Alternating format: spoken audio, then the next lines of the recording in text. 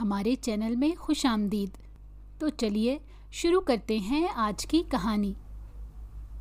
زندگی میں ایسے ایسے طوفان دیکھے کہ اب ہر آہٹ پر چونکنا میری عادت بن چکی ہے۔ اپنی اولاد سے میں اس قدر محبت کرتی ہوں تاکہ وہ ایسی لغزش کا شکار نہ ہو سکے جس کا شکار میں ہوئی، کیونکہ میری زندگی کی بربادی تو میرے ماں باپ کی وجہ سے بچ گئی۔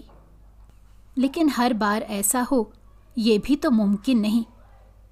میری آنکھ ایسے گھر میں کھلی جو مذہبی رسومات پر بھرپور انداز میں عمل کرتا تھا۔ میں نے بچپن سے ہی اپنے گھر میں ہر مذہبی تہوار یا رسم کو پوری آب و تاب سے مکمل ہوتا دیکھا تھا۔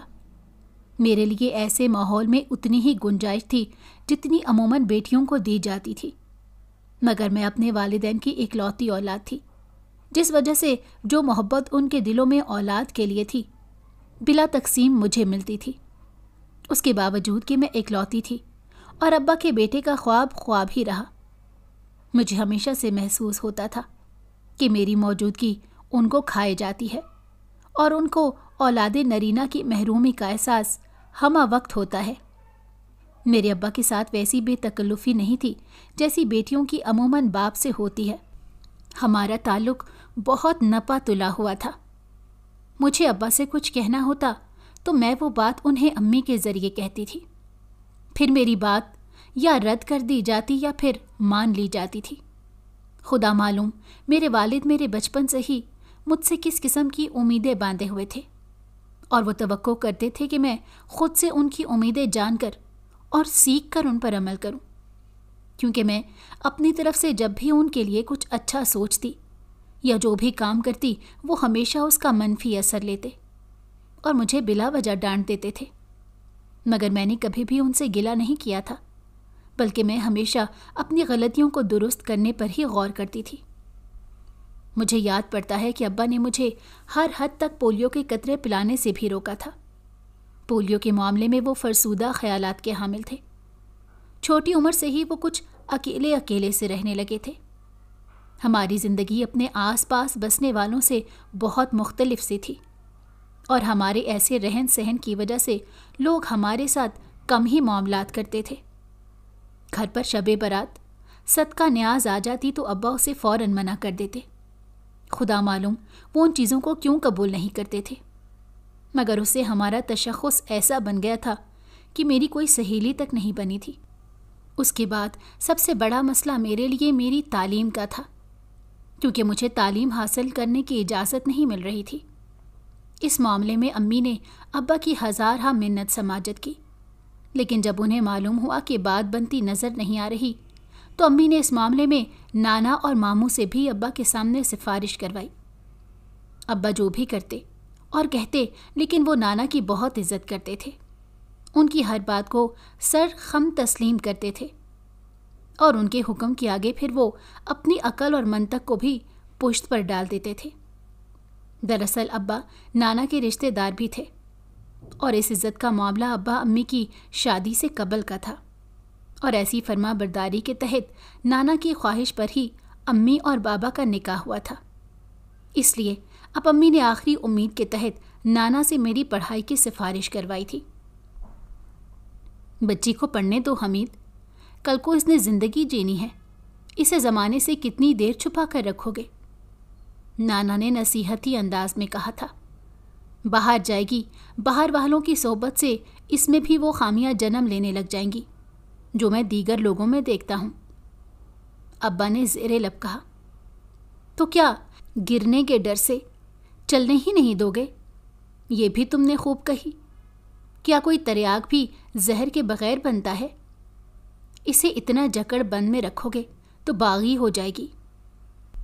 نانا نے اب کچھ تیز لہجے میں کہا، حاجی صاحب میں آپ کی عزت کرتا ہوں، آپ کی بات بھلے مجھے سمجھ نہ آئے مگر میں مان لیتا ہوں، مگر دل کھینچتا ہے کہ اس میں بگاڑ پیدا ہوگا۔ ابا نے نانا کے سامنے اپنی منوانے کی پھر سے آخری کوشش کی تھی۔ دیکھو حمید، آج میں بوڑھا ہو چکا ہوں، اب میری کتنی عمر رہ گئی ہے؟ میں اگر اس وقت تمہاری بیوی کو ایسے روکے رکھتا جیسے تم اپنی بچی کو روکنا چاہتے ہو تو اب یہ نہ تمہارے گھر میں بس سکتی نہ میرے سائبان کے بغیر 2 قدم بھی چل سکتی۔ لیکن دیکھو، اب یہ ایک بچی کی ماں ہے، کیونکہ میں نے اسے تربیت کر کے مناسب آزادی فراہم کیے رکھی تاکہ اسے دنیا کی سمجھ آئے۔ تم دونوں ابھی جوان ہو، بچی کے اوپر نگاہ رکھو اور اسے اچھی تربیت دو۔ کل کو ہم سب نے چلے جانا ہے، پھر یہ کس کے سہارے ہوگی؟ نانا نے اب 2 ٹوک بات کی اور ابا کو زمانے کے ان معاملات کا بتا دیا تھا جن سے وہ خود بھی آگاہ تھے، لیکن وقتی طور پر انہوں نے ان باتوں سے قطع نظر کیا ہوا تھا۔ آپ کی بات بجا ہے، میں دلیل پر تو قائل ہو گیا ہوں، مگر دل نہیں مانتا، اس کا کیا کروں؟ انہوں نے مایوسی کے ساتھ اپنے ہاتھوں کو گرا دیا تھا۔ خدا ہمارا حامی ہوگا۔ نانا نے آگے بڑھ کر ابا کے ہاتھوں کو اپنے ہاتھ میں لے کر تسلی دی۔ وہ اللہ سب کا مالک ہے، ہماری بچی کے نصیب اچھے کرے گا اور اسے حیات داری کا پیکر بنائے گا۔ اس نشست کے بعد سب سے زیادہ خوش امی تھی۔ یہ ان کی ہی محنت تھی جس کا نتیجہ اب ہماری مرضی کے عین مطابق ہمیں مل رہا تھا، کیونکہ امی نے بھی کم از کم میٹرک تک تو پڑھا تھا اور وہ چاہتی تھی میں بھی بنیادی تعلیم ضرور حاصل کر لوں۔ اس بنیادی حق سے وہ مجھے محروم ہوتے نہیں دیکھ سکتی تھی۔ امی لکھ پڑھ سکتی تھی، وہ اخبار پڑھنے سے لے کر کسی شہر خط لکھنے تک کے سب کام کر لیتی تھی۔ مجھے پڑھائی کی اجازت مل جانے کی خوشی میں آج امی نے میٹھا بنایا تھا۔ شام پڑے نانا اور ماموں واپس گھر چلے گئے تھے۔ اگلے چند دن معمول کے برعکس تھے، کیونکہ ہماری مصروفیات بدل گئی تھیں اور میرے لیے اسکول کا انتخاب کرنے کی اضافی مصروفیت روٹین کا حصہ بننے لگی تھی۔ ابا نے کسی عزیز سے معلوم کروایا تھا، ایک اسکول تھا جہاں دینی اور دنیاوی تعلیم دی جاتی تھی۔ وہ نئے دور کا مدرسہ ہی تھا، مگر وہاں کا لباس ابا کے حساب سے مناسب تھا اور اخلاق بھی دینی سکھاتے تھے۔ ابا نے جتنی معلومات ملی اس بنیاد پر اسی اسکول کا انتخاب کر لیا تھا، اور پھر امی ابا اور میں اسکول چلے گئے تھے۔ اسکول کے گیٹ پر ہی ابا کو روک دیا گیا کہ اس اسکول میں مردوں کا جانا منع تھا۔ گیٹ پر موجود گارڈ بھی اندر جانے کا متحمل نہیں تھا اور اس نے بھی وہیں سے فون کر کے اندر ہمارے آنے کی اطلاع دی تھی اور ہمیں اندر بھیجنے کی اجازت چاہی تھی۔ پھر میں اور امی اندر گئے۔ یہ دیکھ کر کم سے کم ابا بہت خوش ہوئے تھے کہ اسکول کا ماحول بالکل ویسا ہی ہے جیسا وہ چاہتے تھے۔ کچھ لمحے کے لیے ان کو امی کی تعلیم اور میری تعلیم کی اہمیت کا بھی اندازہ ہو گیا تھا، کیونکہ اگر ابھی امی پڑھی لکھی نہ ہوتی تو یقیناً میرا ایڈمیشن کروانے میں ہمیں کئی مسائل کا سامنا کرنا پڑتا۔ خیر، امی نے ہی میرے تمام معاملات طے کر دیے تھے اور میرا ایڈمیشن کنفرم ہو گیا تھا۔ میرا اسکول آنا جانا شروع ہو چکا تھا۔ میں اب زیادہ تر ابا کے کام بھی کرنے لگی تھی، مگر میرے کام کرنے کے 2 نتیجے نکلتے تھے۔ ایک یہ کہ کام کرتے وقت کام کو بھول جانے سے، کام کے غلط ہونے سے مجھے خوب پیٹ بھر کر ڈانٹ سنائی دیتی تھی، اور دوسرا یہ کہ میں کام اچھے سے وقت پر کر دیتی تو بھی مجھے داد و تحسین نہیں ملتی تھی۔ خیر، میں نے ان چیزوں کا بھی کبھی ابا سے گلہ نہیں کیا تھا، کیونکہ ہمارا ویسا تعلق ہی نہ تھا۔ اسکول جانے کا ایک فائدہ یہ ہوا تھا کہ کچھ عرصے میں میری ایک سہیلی بن گئی تھی، جو اسکول کے بعد بھی میرے گھر کبھی کبھار آ جایا کرتی تھی۔ میری یہ سہیلی میری زندگی میں کچھ تبدیلیاں لائی تھی، اور اس کے آنے سے مجھے سوچنے سمجھنے اور دنیا کو دیکھنے کا نیا زاویہ مل گیا تھا۔ وہ میری اصلاح بھی کرتی تھی اور مجھے کافی کچھ سکھاتی بھی تھی۔ اگر وہ کچھ بول بھی نہیں رہی ہوتی تو بھی مجھے اس کے ساتھ رہنے سے بہت کچھ سیکھنے کو مل جاتا تھا۔ وہ کتنی بے خوف تھی، وہ کس قدر نڈر اور بے باک تھی۔ میں تو اسے رشک بھری نظروں سے دیکھتی رہ جاتی تھی۔ بیٹا، روٹی لگا دوں یا کچھ دیر بعد لگاؤں؟ آج بھی میری سہیلی اسکول سے واپسی پر میرے ساتھ آ گئی تھی، تو امی نے ہمارے لیے کھانے کا اہتمام کرنے کے بعد اندر آ کر میری دوست سے کہا تھا، جی خالہ، ابھی لگا دیں، بہت بھوک لگ رہی ہے۔ میں نے سارے پاپڑ بھی کھا لیے مگر میری بھوک نہیں گئی۔ اس نے منہ بسورتے ہوئے کہا تھا، اچھا میں ابھی لگا دیتی ہوں۔ امی نے مسکرا کر کہا اور فوراً الٹے قدم واپس کچن کی جانب چلی گئی۔ تم نے کیسے کہہ دیا یہ؟ میں اسے حیرت سے تکتی رہ گئی تھی۔ کیا مطلب کیسے کہہ دیا؟ وہ مجھے سوالیہ نظروں سے دیکھنے لگی تھی۔ مطلب یہ کہ امی مجھ سے جب بھی پوچھتی ہیں کھانے کا تو میں اپنی امی کو بھی اس طرح دھڑلے سے اپنا کام نہیں کہہ پاتی جیسے تم نے اپنی دوست کی امی کو کہہ دیا۔ مجھے یوں کسی سے کچھ طلب کرنا بہت معیوب لگتا ہے۔ میں نے اپنی بات جھجکتے ہوئے کہہ ڈالی، اس میں کیا ہے، بھوک لگے گی تو کھانا ہی مانگیں گے نا، اور اس میں شرم کیا؟ دنیا میں ساری مخلوق کھانا کھاتی ہے، میں نے ایسی کیا نئی بات کر دی اس میں؟ وہ میرے سوال پر الٹا حیران ہو گئی، کیونکہ اسے اندازہ ہی نہیں تھا کہ میری اور اس کی سوچ کا زاویہ کتنا مختلف ہے۔ تم بھی پاگل ہی ہو۔ دیکھو، امی کہتی ہیں کہ جو کام قدرتی طور پر انسان کی ذات سے جڑے ہوئے ہیں ان میں شرم کیا کرنا؟ کہتی تو صحیح ہو تم، مگر ہمارے ہاں کے ادب آداب میں جو توجہ سے پیش کرنا چاہ رہی تھی، اپنے بات کے حق میں خود ہی اسے توجہی کو کمزور دلیل سمجھ کر میں نے رد کر دیا تھا اور خاموش ہو گئی تھی۔ وہ مجھے مختلف باتیں سمجھاتی رہتی اور پھر 6ٹھی 7ویں جماعت تک ہی میری شخصیت پر میری سہیلی عطیہ کی گہری چھاپ لگ چکی تھی۔ میں باقاعدہ طور پر گھر سے اجازت لے کر اس کے گھر بھی چلے جایا کرتی تھی۔ پہل تو ابا اجازت لینے پر صاف منع کر دیتے تھے، مگر جب عطیہ میری سفارش کرتی تو وہ مان جایا کرتے۔ پھر یہ سلسلہ ہی بند گیا تھا اور اب اس کے گھر جانے کی اجازت لینا صرف ایک رسمی کارروائی تھی، ورنہ میں بس اطلاع دے کر اس کے گھر جایا کرتی تھی۔ یہ پہلی مرتبہ تھا جب مجھے گھر سے اکیلے کہیں جانے کی اجازت ملتی تھی، اور اس لیے میرے لیے یہ ایک منفرد تجربہ بھی تھا۔ میٹرک تک ہم دونوں نے ایک ساتھ ہی پڑھا، اور اس کے بعد مجھے ابا نے مزید تعلیم حاصل کرنے سے منع کر دیا تھا، مگر اب میں رکنا نہیں چاہتی تھی۔ مجھے پڑھنا اچھا لگنے لگا تھا۔ میں اب تعلیم حاصل کرنے اور اپنے حق کے لیے آواز اٹھانے کا شعور اپنے اندر پیدا ہوتا دیکھ رہی تھی۔ میں نے اپنی تعلیم کے لیے اول تو خود ہی ابا سے سفارش کی، اور یہ پہلی بار تھا جب میں اپنے لیے کچھ خود سے ابا سے مانگ رہی تھی۔ پھر میں نے امی سے بات کی، مگر ابا کو نہیں ماننا تھا تو وہ نہ مانے، اور ہم دونوں ہی ابا کے سامنے بے بس اور لاچار ہو گئیں۔ مگر پھر اماں نے ترکیب چلائی اور نانا سے ابا کے سامنے سفارش کروائی، جس پر انہوں نے ایک مرتبہ پھر ہار مان کر مجھے قریب کے ایک جامعہ میں داخل کروا دیا تھا۔ میں مذہبی تعلیم حاصل کرنے پر انہیں کوئی شکایت نہیں تھی، مگر میرے گھر سے باہر جانے پر انہیں خدا معلوم کون سے خدشات لاحق تھے۔ خیر، مجھے جامعہ جانے کا پروانہ مل گیا، اور میں نے اپنی پسند کی جامعہ میں دینی اور دنیاوی دونوں تعلیم کے لیے داخلہ لے لیا تھا۔ میں جہاں دینی علوم سیکھ رہی تھی وہیں مجھے انگریزی، ریاضی اور سائنس بھی سیکھنے کو مل رہی تھی، اور یہ بات میرے لیے کافی خوش آئند تھی، کیونکہ مجھے پڑھنے کا شوق تھا۔ اس سہل گزرتی زندگی میں طوفان آیا، اور اس طوفان کا وہی نتیجہ ہوا جس کا ابا کو ڈر تھا۔ ایک روز دراصل مجھے اپنے جسم میں ایک الگ قسم کا اضطراب محسوس ہونے لگا تھا۔ یہ بہت عجیب اور نیا سا احساس تھا میرے لیے۔ پہل تو مجھے لگا کہ مجھے بخار ہو گیا ہے۔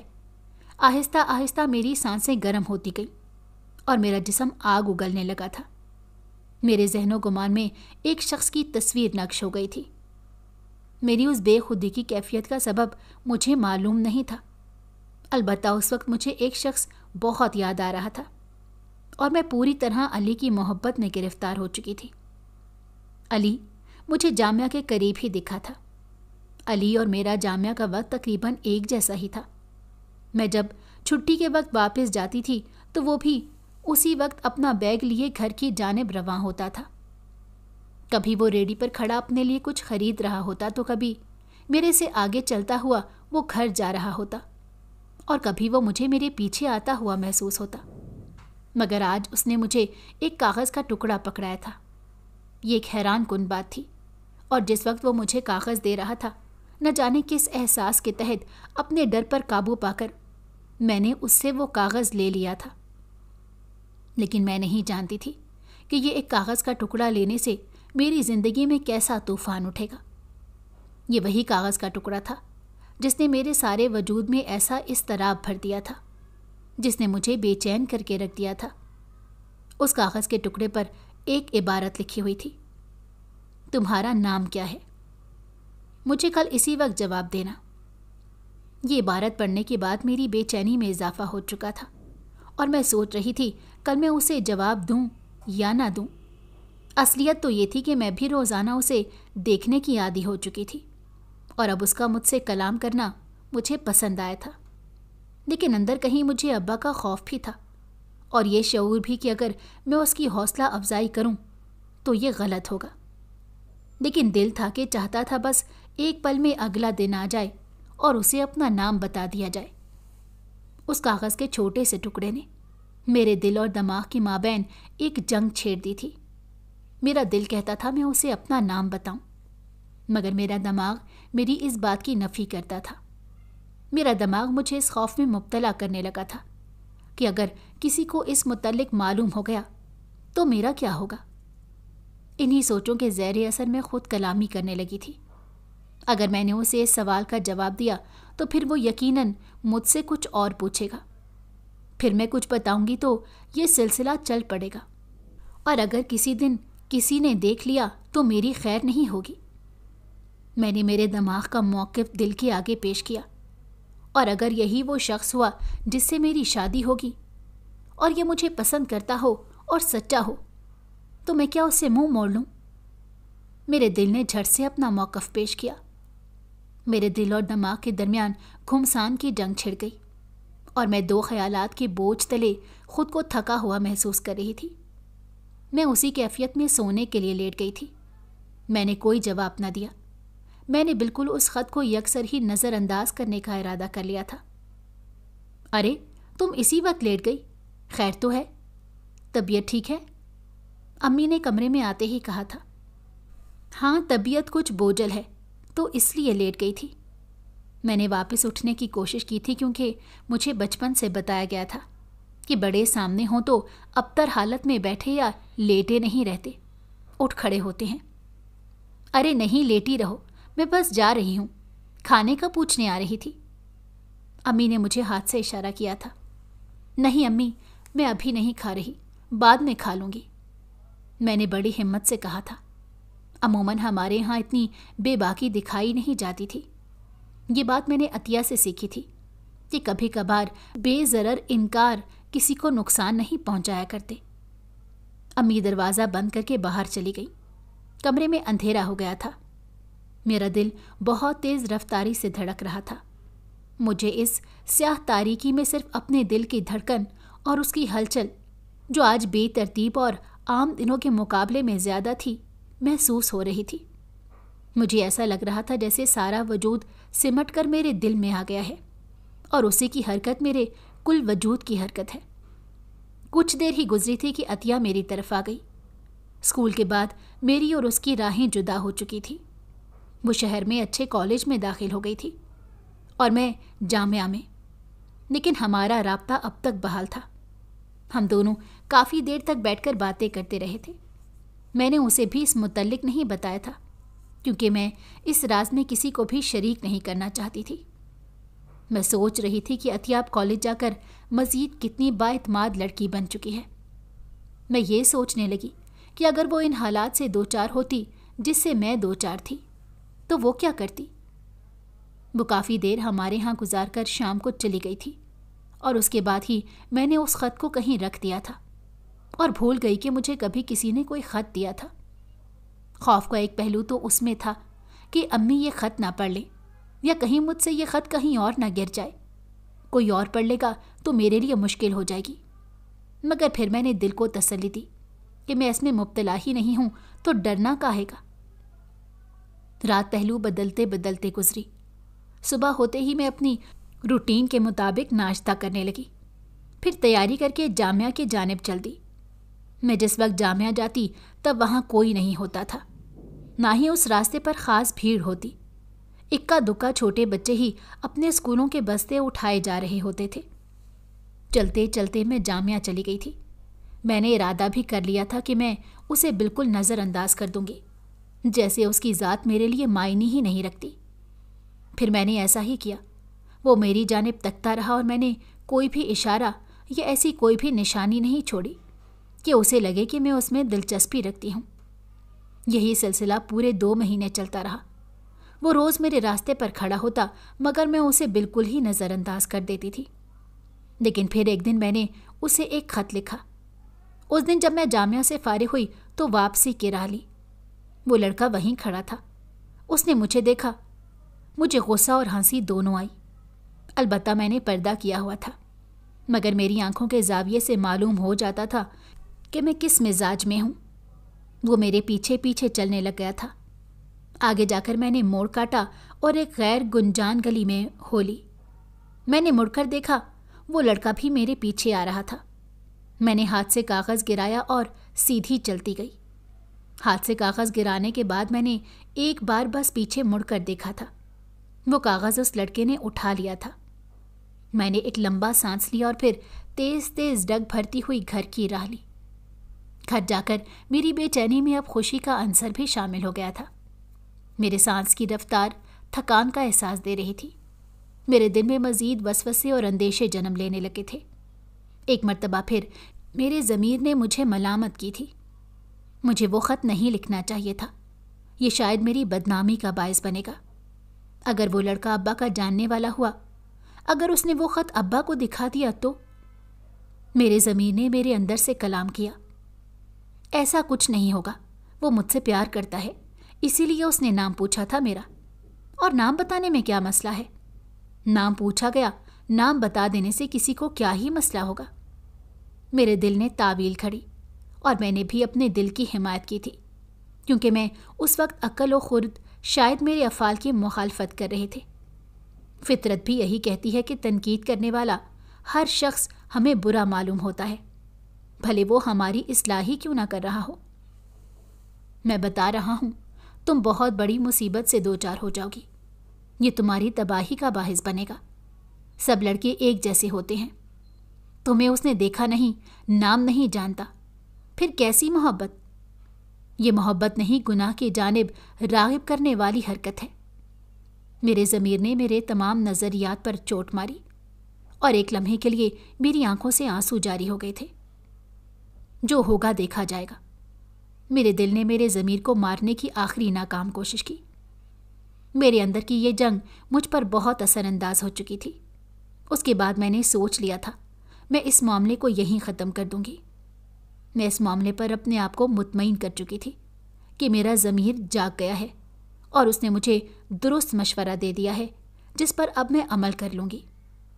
ٹھیک ہے، میں اب اس معاملے کو آگے نہیں بڑھاؤں گی۔ میں نے جیسے ہی الفاظ زبان سے ادا کیے، میرا ضمیر جیسے مطمئن ہو گیا تھا، اور میرا دل کھسیانی سے دھڑکنے لگا۔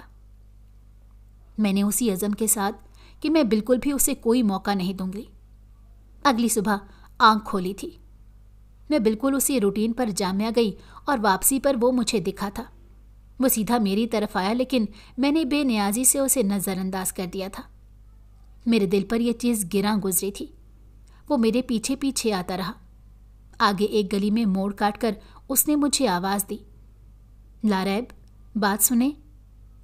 اس کی آواز سن کر میرے قدم وہیں کے وہیں جم گئے تھے جہاں میں کھڑی تھی۔ میں مڑی۔ وہ لڑکا میرے بالکل سامنے آ کھڑا ہو گیا تھا۔ وہ میرا ہم عمر ہی تھا۔ اس کے چہرے پر ابھی مونچھیں اگی ہی تھیں۔ معلوم ہوتا تھا وہ بھی کالج کا طالب علم تھا۔ یہ لے جائیں، اس نے یہ کہہ کر ایک کاغذ میرے سامنے کیا۔ میرا ہاتھ خود بخود بڑھا اور وہ کاغذ میں نے لے لیا۔ میں مڑی اور میں نے پوری رفتار سے گھر کی جانب تقریباً دوڑ ہی لگا دی تھی۔ میں نے اسے تقریباً 3 فٹ کی دوری سے دیکھا تھا۔ اس کی صورت میری آنکھوں میں نقش ہو گئی تھی۔ اس کا چہرہ اب میری آنکھوں میں تصویر ہو چکا تھا۔ میں چاہ کر بھی کچھ اور نہیں سوچ پاتی تھی۔ وہ میرے گمان پر غالب آ چکا تھا۔ یہ سلسلہ پھر دیر تک چلا تھا۔ ایک روز میں گھر آئی تو مجھے اطلاع ملی کہ عطیہ آئی تھی۔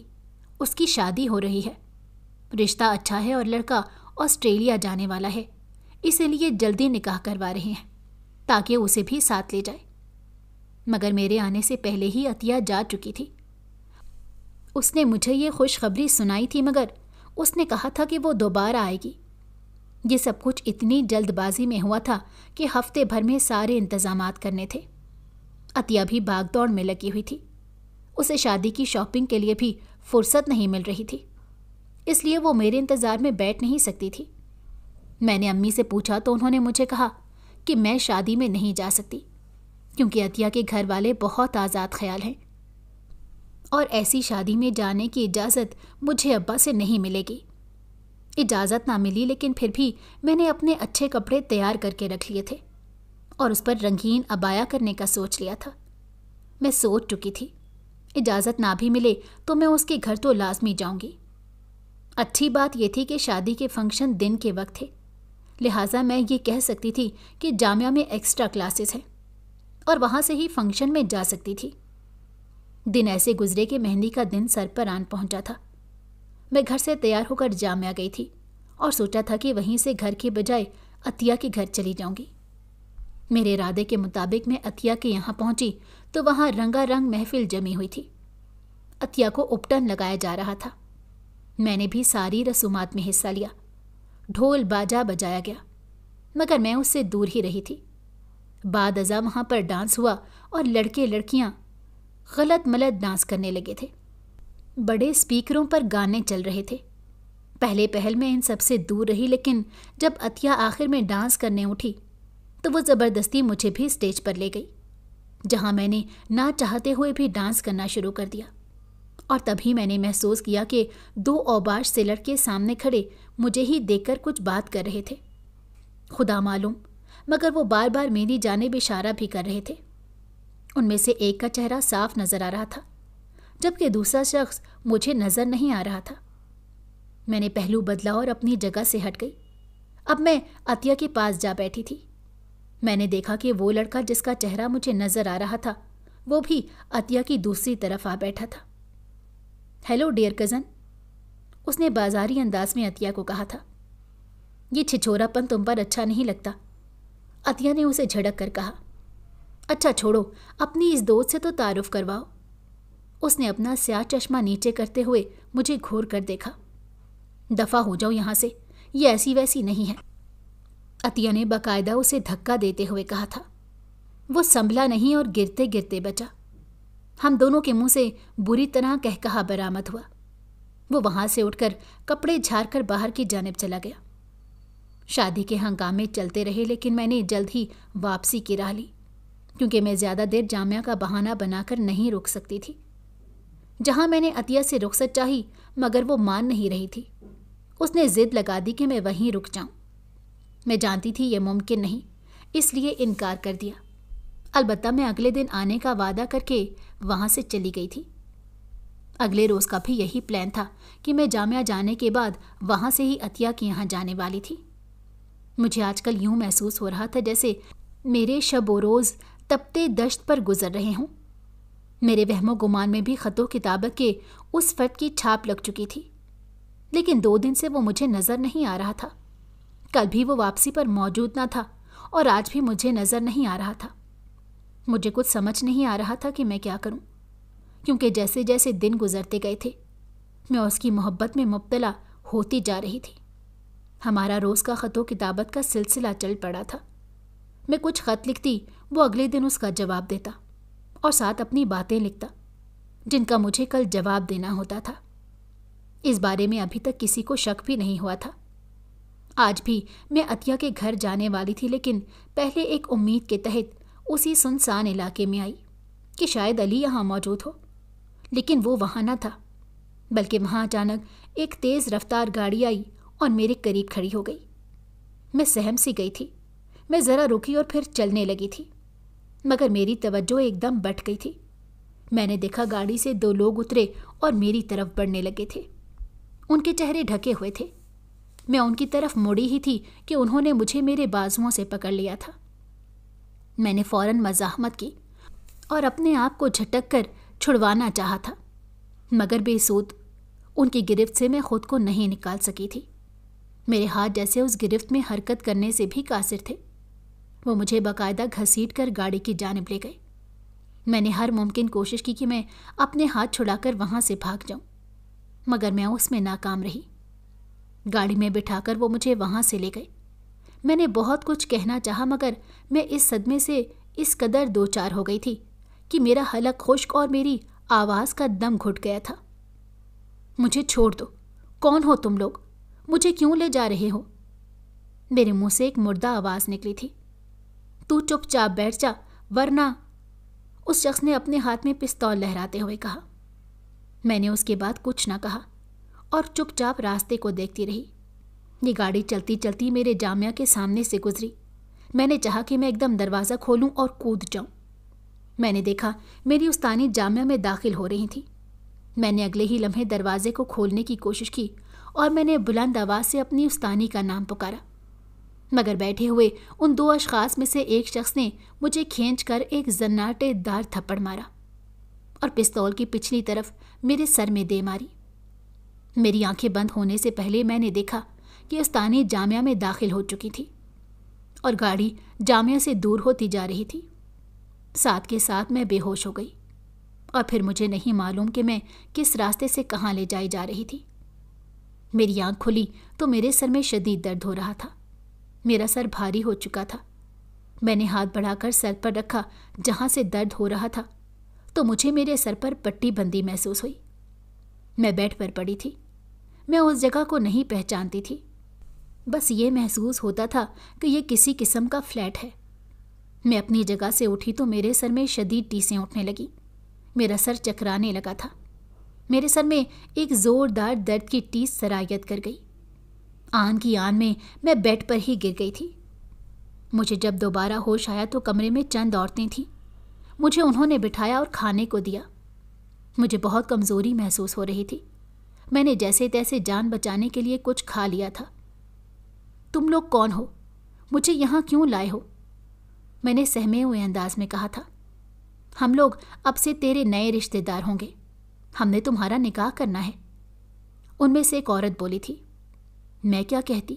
میری سمجھ سے باہر تھا کہ میں کیا جواب دوں اور یہ سب کیا ہو رہا ہے، لیکن پھر میرے حلق سے روندی ہوئی آواز نکلی۔ مجھے جانے دو، میں نے تم لوگوں کا کیا بگاڑا ہے؟ مجھے میرے ماں باپ کے پاس چھوڑاؤ۔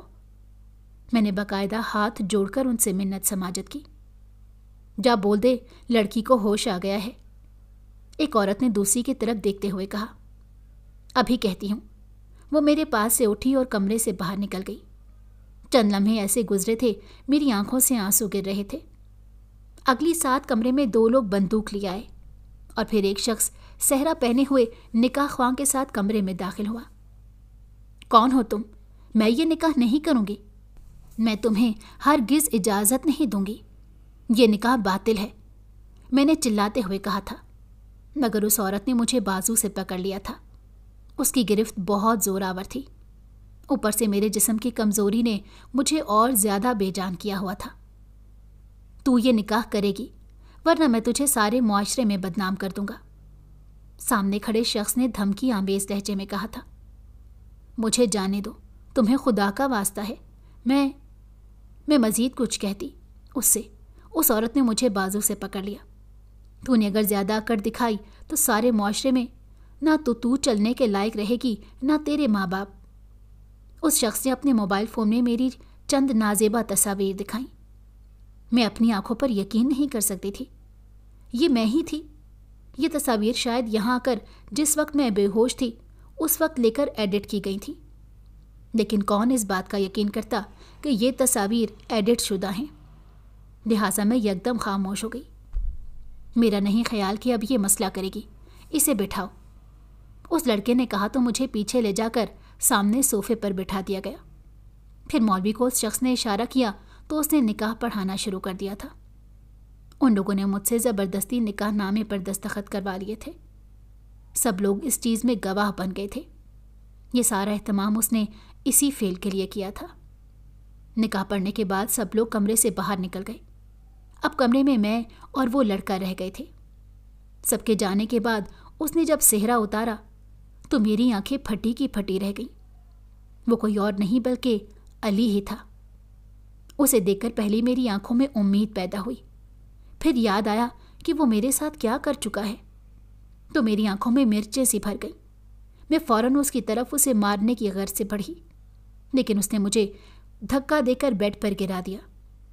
خبردار، اتنی محنت کی ہے تجھے یہاں لانے میں اب خاموشی سے مجھے میرا کام کرنے دے، تو آج ہی تیری واپسی ہو جائے گی، ورنہ اگر زیادہ ہوشیاری کی تو ماں باپ کی شکل دیکھنے کو ترس جائے گی۔ اس کا انداز اور اس کی آنکھیں میرے لیے یکسر اجنبی ہو گئی تھیں۔ میرے اندر قوت گویائی ختم ہو چکی تھی اور میں مزاحمت کرنے کے باوجود خود کو بچا نہ سکی، اور وہ شخص اپنے ارادوں میں کامیاب ہو گیا۔ چند گھنٹے بعد وہ مجھے اسی گاڑی میں بٹھا کر لٹی پٹی حالت میں جامعہ کے باہر چھوڑ گیا تھا۔ میں جو آج عطیہ کے یہاں جانے کے لیے تیار ہوئی تھی، اب اپنی حالت پر بین کر رہی گھر کی جانب رواں تھی، لیکن گھر جانے سے 2 گلی پہلے جیسے مجھے یکدم ہوش آیا کہ یہ کیا ہو گیا ہے میرے ساتھ۔ میں نے فوراً فیصلہ کیا کہ میں گھر پر اس متعلق کچھ نہیں بتاؤں گی، ورنہ کچھ خبر نہیں کہ بابا مجھے جان سے ہی مار دیتے۔ میں نے فوراً اپنا حلیہ درست کیا اور گھر کی جانب چلی گئی۔ اگلے کئی دن مجھے علی جامعہ کے راستے میں نظر نہ آیا۔ یوں لگتا تھا جیسے وہ مجھ سے ایک ہی چیز چاہتا تھا جو اسے مل چکی تھی، اور اب وہ یہاں نہیں آتا تھا کیونکہ اب اسے مجھ میں دلچسپی نہیں رہی تھی۔ میں شروع میں بہت مضطرب رہی اور عجیب وہم ستاتے رہے، لیکن چند روز میں حالات واپس نارمل ہو گئے تھے۔ میں سمجھی تھی میری زندگی اب بہتری کی جانب گامزن تھی، لیکن چند ہفتے ہی گزرے تھے کہ ایک طوفان اٹھا اور جامعہ سے گھر آتے ہی میں ڈائریکٹ واش روم گئی۔ میں نے منہ بھر کر کیا کی۔ میرے حالت زار ہونے لگی تھی، میرے پیٹ میں عجیب سے بلبلے ابلنے لگے تھے، میں ایک میٹھا میٹھا سا درد محسوس کر رہی تھی۔ میں بیڈ پر لیٹ گئی۔ میں نے سر بیڈ سے نیچے لٹکایا ہوا تھا، اتنے میں امی اندر آئیں۔ ان کی آنکھیں میری حالت دیکھ کر ایک دم سے کھلی کی کھلی رہ گئی۔ فوراً ہی انہوں نے دروازے کو اندر سے بند کیا تو میں اٹھ کر بیٹھ گئی تھی۔ یہ کیا ہے؟ تم ٹھیک ہو؟ انہوں نے عجیب گھبراہٹ سے پوچھا تھا۔ نہیں امی، شاید گرمی زیادہ ہے، سر میں گھس گئی ہوگی، اسی لیے تھوڑا وجود بھاری بھاری ہے۔ کہہ کر دی ہے، اب ٹھیک ہو جاؤں گی۔ میں نے ایسے ہی کہا جیسے عموماً میں کہا کرتی تھی، اور تو کچھ محسوس نہیں ہو رہا۔ امی نے میرے پیٹ پر ہاتھ رکھتے ہوئے کہا تھا۔ دراصل کئی دن سے میری طبیعت ناساز تھی اور میں امی سے پیٹ میں عجیب درد کی شکایت کر رہی تھی، اس لیے میری حالت امی کو مشکوک لگ رہی تھی، لیکن میں اس بات سے بے نیاز تھی۔ کچھ گڑبڑ ہو رہی ہے۔ میں نے سادہ لوہی سے کام کیا۔ نہیں، تو میرے ساتھ چل، انہوں نے مجھے تیار ہونے کو کہا تھا۔ میں امی کے ساتھ نکل گئی۔ بازار سے آگے نکلنے کے بعد وہ مجھے دائی کے ہاں لے گئی۔ امی کی نظروں نے جو چیز دیکھی تھی وہ شاید میں نہیں دیکھ پا رہی تھی۔ دائی نے معائنہ کے لیے چند اقدامات کیے، پھر اس نے وہ انکشاف کیا جو ہم دونوں پر بجلی بن کر گرا تھا۔ مبارک ہو، یہ حاملہ ہے۔ دائی کا یہ جملہ سننا تھا کہ میری آنکھوں سے ندامت کے آنسو نکل گئے، اور امی کی آنکھوں میں خوف، غصہ، بے یقینی اور دکھ موجود تھا۔ میں کبھی سوچ بھی نہیں سکتی تھی کہ میں کبھی اس طرح معاشرے کے سامنے آؤں گی۔ مجھے اب بہت ڈر محسوس ہو رہا تھا اور دل کر رہا تھا اسی وقت خود کو ختم کر لوں۔ میرے جسم میں سے جان نکل گئی تھی۔ مردہ جسم لیے ہم گھروں کی جانب گئے۔ امی یکدم بالکل ہی خاموش ہو گئی تھی۔ رات کو جب ابا گھر آئے تو امی نے یہ بات ابا سے کر دی تھی۔ دوپہر سے اب تک میں اپنے کمرے میں بند تھی اور پانی تک حلق سے نہ اتارا تھا کہ باہر نکلنے سے مجھے خوف آ رہا تھا۔ امی کی بات سن کر اول تو کافی دیر وہ گالیاں بکتے رہے، پھر اپنی قسمت کو روتے رہے، اور میں کمرے میں یہ سب کچھ سنتی رہی تھی۔ وہ امی کو کہتے رہے کہ اسی دن کے لیے میں اس کے باہر جانے کے خلاف تھا، اب بھگتو۔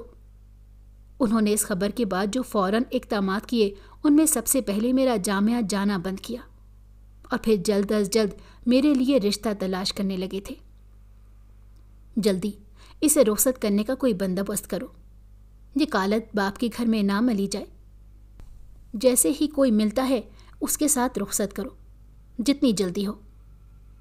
ابا نے یہ کہا اور اپنے آنسو چھپانے کے لیے وہاں سے ہٹ گئے تھے۔ ہمارے گھر پر قیامت برپا ہو گئی تھی۔ امی نے جلد بازی میں شادی والے معاملے میں غور کرنا شروع کر دیا تھا۔ میری گھر میں کسی سے بات چیت نہ تھی اور نہ امی ابا میری طرف دیکھتے تھے۔ وہ نہ جانے مجھے یہاں برداشت بھی کیسے کر رہے تھے، اور شاید میری حالت کے پیش نظر مجھے مارنے سے بھی گریز کر رہے تھے۔ بہرحال 1 ہفتے کے اندر اندر نہ جانے کہاں سے امی ایک رشتہ ڈھونڈ لائی تھی اور ابا بھی بس مجھ سے جان چھڑوانا چاہتے تھے، لہٰذا انہوں نے بھی کوئی تحقیق نہیں کی۔ میں بھی اپنے ماں باپ کی بدنامی نہیں چاہتی تھی، اسی لیے چپ چاپ رخصتی پر راضی ہو گئی۔ لیکن میرا دل اس بات سے بھی مطمئن نہ تھا کہ میرا تو پہلے ہی نکاح ہو چکا ہے، لیکن یہ تعویل میں خود کو دے چکی تھی کہ وہ نکاح باطل تھا، کیونکہ اس میں مجھ سے زبردستی کی گئی تھی۔ لیکن پھر بھی میں رب سے دعا گو تھی کہ مجھ سے مزید گناہ سرزد نہ ہو۔ دیکھتے ہی دیکھتے میری بارات کا دن آ گیا تھا اور میرا نکاح پڑھوانے کے بعد مجھے رخصت کر دیا گیا تھا۔ میری رخصتی میں عام انداز کی طرح باپ نے سر پر ہاتھ رکھا، نہ ماں نے سینے سے لگا کر دعائیں دی تھی۔ میں بھی چور سی بنی اپنے شوہر کے ساتھ آ گئی تھی اور اب منتظر تھی کہ قسمت نے میرے لیے کیا لکھا ہے۔ لیکن جو قسمت کو منظور تھا اس سے انجان تھی اور مر کر بھی اس بات کو نہیں سوچ سکتی تھی جو ہو چکی تھی۔ میں حجرہ عروسی میں بیٹھی تھی جب دروازہ کھلا اور قدموں کی چاپ محسوس ہوئی۔ کچھ دیر بعد کوئی میرے برابر میں آ کر بیٹھا اور میرا گھونگھٹ الٹ دیا گیا۔ میں نے ذرا کی ذرا نظر اٹھا کر دیکھا تو آنکھیں پھٹی کی پھٹی رہ گئیں، کیونکہ میری آنکھوں کے سامنے کوئی اور نہیں، علی ہی موجود تھا۔ میں اسے دیکھ کر نفرت سے بستر سے اٹھنے لگی کہ اس نے میرا ہاتھ پکڑ لیا اور رو رو کر معافی مانگنے لگا۔ اس نے بتایا کہ مجھ پر ظلم کرنے کے بعد وہ خود بھی بے چین تھا اور جو کچھ اس نے کیا تھا وہ صرف اور صرف دوستوں کی شرط جیتنے کی خاطر کیا تھا۔ لیکن میری روتی صورت اسے نہ بھولتی تھی، لہٰذا اس نے عطیہ سے رابطہ کیا۔ عطیہ کا نام سننے میں کچھ دیر ہی لگی کہ اس نے بتایا کہ عطیہ کی شادی میں عطیہ کے کزن کے علاوہ جو لڑکا مجھے گھور رہا تھا وہ علی ہی تھا، جو اس کی کزن کا دوست تھا، لہٰذا اس نے اپنے دوست کے ذریعے عطیہ سے رابطہ کیا۔ اتنا سنتے ہی مجھے خوف نے آ لیا کہ اب عطیہ میری تمام سچائی جان چکی ہے اور شاید سوچتی ہوگی کہ میں کتنے برے کردار کی مالک ہوں، کہ تبھی علی نے بتایا کہ اس نے عطیہ سے صرف یہ کہا کہ وہ مجھے پسند کرتا ہے اور میری امی سے رابطہ کرنا چاہتا تھا۔ عطیہ خود تو باہر ملک سے نہیں آ سکتی تھی میری شادی میں، لیکن اس نے میری امی اور علی کا رابطہ کروا دیا اور علی نے امی کو تمام سچائی بتا دی، جس پر امی اس رشتے پر راضی ہو گئیں، کیونکہ وہ جانتی تھی میرا کسی اور شخص سے نکاح کروانا آگے جا کر ان کے لیے ہی مصیبت بن سکتا ہے۔ ابا نے بھی کسی قسم کی معلومات نہیں نکلوائیں، لہٰذا انہیں بھی اعتراض نہ تھا اور یوں میری شادی ہو گئی۔ علی نے کہا کہ وہ میرے والدین سے معافی مانگ کر انہیں سب سچائی بتا دے گا اور مجھے بہت خوش رکھے گا، لیکن میں اس بات پر یقین نہیں کر سکتی تھی، لہٰذا دوسرے کمرے میں خود کو بند کر لیا۔ اگلے دن علی مجھے لیے میرے والدین کے گھر گیا اور ان کو تمام باتیں بتا دیں۔ جہاں میرے ابا مجھ پر شدید غصہ ہوئے کہ میں نے ان کا یقین توڑا، وہیں انہیں یقین آیا کہ میں اتنی بھی باغی نہیں ہوئی تھی، بلکہ مجھے اغوا کیا گیا تھا۔ آخرکار بہت کوششوں کے بعد، کئی مہینوں بعد، جب میری اولاد دنیا میں آئی تو ابا نے مجھے معاف کر دیا اور ان کی معافی ملنے کے بعد میں نے علی کو معاف کر دیا، کیونکہ اس پورے عرصے میں اس نے میری بہت دیکھ بھال کی تھی اور میرے والدین کا دل بھی میری طرف سے صاف کر دیا تھا۔